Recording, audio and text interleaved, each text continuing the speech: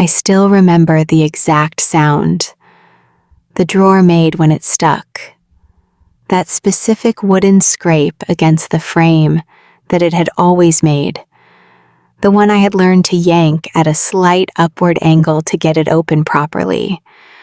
I had opened that drawer 1,000 times over 6 years of marriage, looking for a pen, a takeout menu, the scissors that always migrated back there no matter where I put them. That Tuesday evening, I was looking for the car insurance renewal paperwork. What I found instead was a bank statement I had never seen before, folded once, tucked underneath a phone charger and an old birthday card. A statement for an account I had no knowledge of, in my husband's name alone, with a balance that made me sit down on the kitchen floor and stay there for several minutes without moving. $41,000. While I had been covering the mortgage, the utilities, the groceries, the car payments, and quietly dipping into my savings every few months to keep us above water. Because Daniel had been telling me for 2 years that work was slow and money was tight, and we just needed to get through this rough patch together. He had been building a private account I knew nothing about. I sat on that kitchen floor, and I did not cry. I did not call him. I opened my phone, and I made one call to the only person I trusted completely to tell me what to do next. My name is Claire. I'm 34 years old. I'm a senior accountant at a mid-sized firm, which means numbers are my first language. And inconsistencies are the thing my brain is specifically trained to catch. The painful irony of what I'm about to tell you is not lost on me. I am someone who audits financial records professionally, and I did not see what was happening inside my own home until I pulled the wrong drawer at the wrong angle on a random Tuesday. But that's what trust does. It makes you stop looking. Daniel and I met 7 years ago at a mutual friend's birthday gathering. He was funny and easy and the kind of person who remembered small things, what coffee you ordered, what you had mentioned wanting to see at the cinema 3 weeks earlier. We dated for a year before moving in together and married 2 years after that in a small outdoor ceremony that was exactly what I had always wanted. The first years were genuinely good. We split things fairly, talked about money openly, built a joint account for shared expenses, and kept individual accounts for personal spending.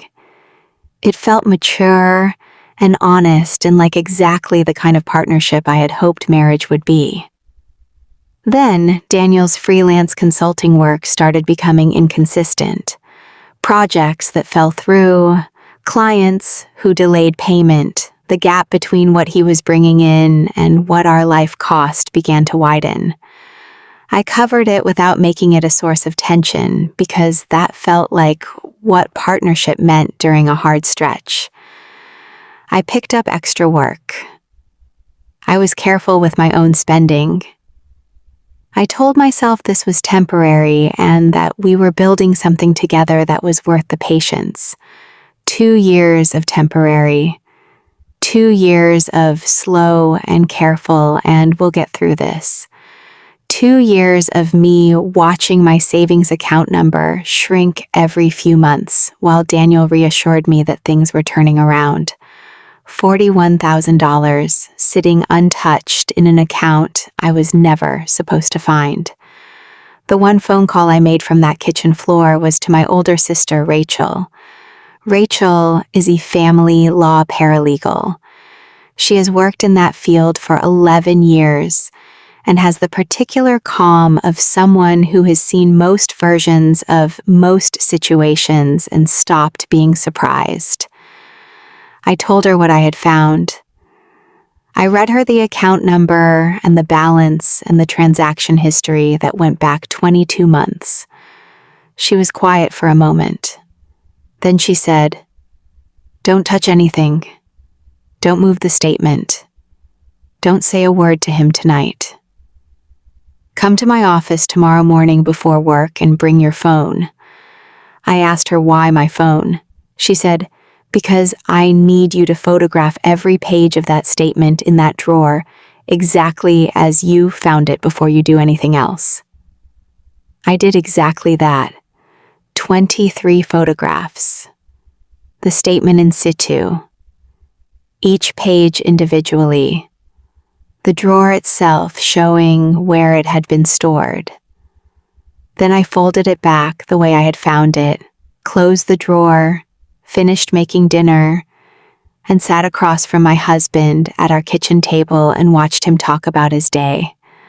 That was the longest meal of my life.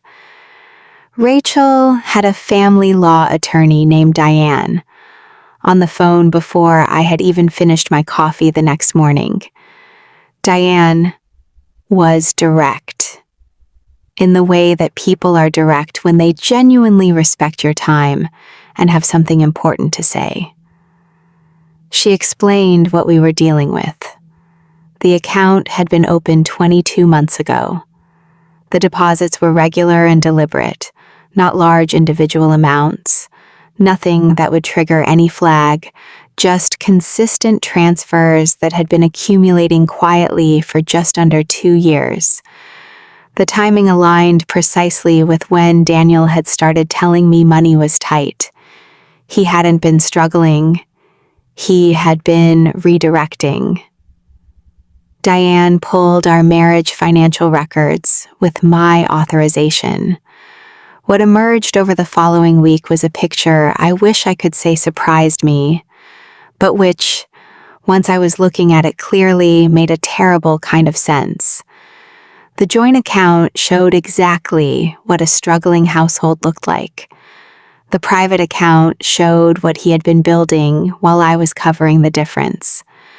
The total I had personally contributed to our shared expenses over the 2-year period, while he was quietly building, that balance came to significantly more than $41,000. Diane said, "This isn't a rough patch, Claire. This is a financial pattern, and we're going to document every piece of it."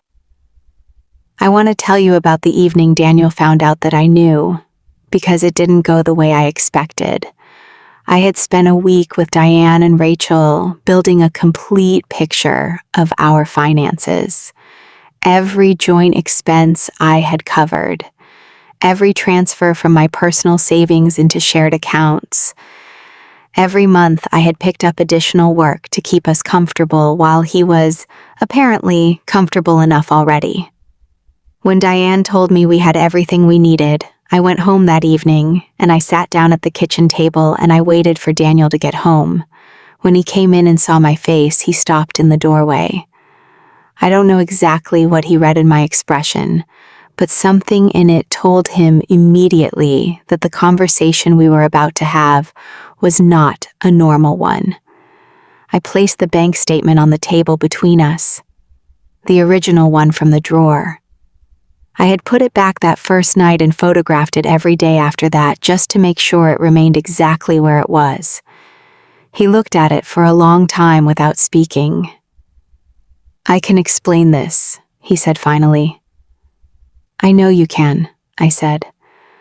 "But I want you to understand something before you do.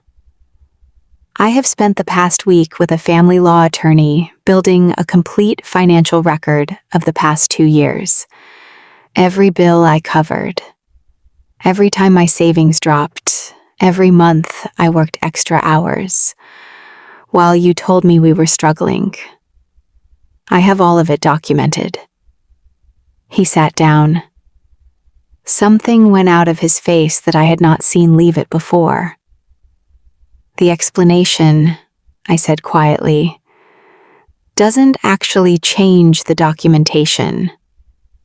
He tried several things over the next hour.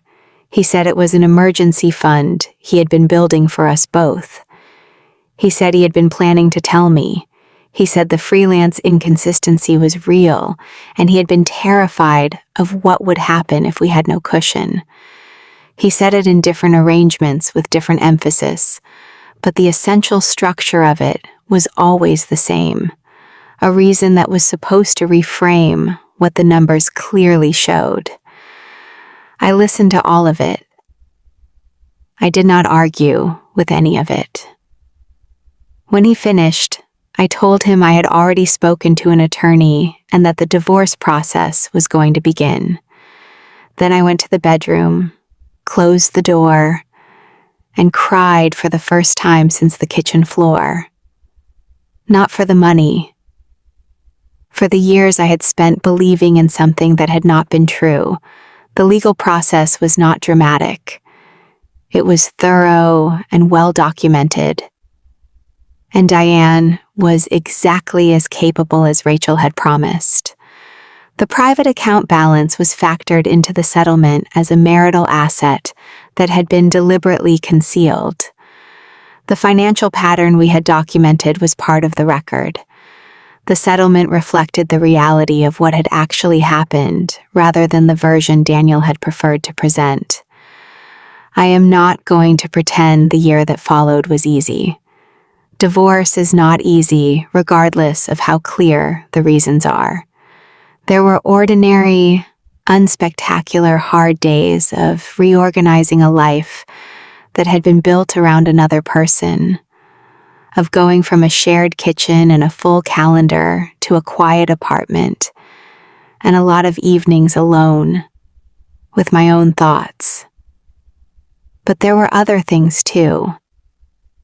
I noticed, slowly, that I was not watching my savings account number shrink anymore. I noticed that when I paid my bills at the end of each month, the total was manageable in a way it had not been for 2 years. I noticed that the low-grade anxiety I had been carrying, the one I had attributed to general stress and work pressure, had quietly lifted. I hadn't even noticed how heavy it had been until it was gone. I got a promotion 8 months after the divorce was finalized, a role I had applied for twice before and not gotten. My manager told me in the feedback conversation that what she had noticed in the past year was a focus and a steadiness in me that had impressed her. I thought about that for a long time afterward. I had been so busy carrying weight I didn't know I was carrying that I hadn't been fully present for my own life. I'm sitting in my apartment now, mine, signed in my name, chosen entirely based on what I wanted, writing this on a Saturday morning with good coffee and the particular quiet that only feels peaceful when you have genuinely earned it. I don't have a dramatic courtroom ending for you. No public vindication, no viral moment, no speech. What I have is something more ordinary and more lasting than any of that. I have accurate information about my own life. I know exactly what comes in and what goes out. I know what I'm building, and I know it's real because I am the only person building it. I sleep well in a way I had stopped noticing I wasn't sleeping well before. A colleague asked me recently how I had known what to do when I found that bank statement. What made me stop and photograph it and call my sister instead of confronting Daniel immediately. I thought about it honestly. I think, I said, that some part of me had already known something was wrong for a long time. I had just been trusting the story I was being told more than the numbers I was seeing. Finding the statement didn't tell me something new. It just gave me permission to trust what I already knew. She nodded slowly. And the one phone call, she said.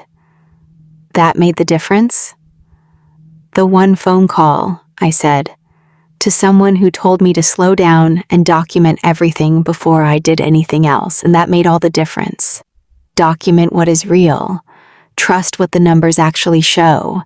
And when something doesn't add up in your own life, trust that instinct, even when the person you love most is telling you a very convincing story about why the math doesn't matter. The math always matters. And if this story hit close to home, leave a comment below. And subscribe if you haven't. Because there are more stories coming about people who looked at the numbers clearly and finally completely chose themselves.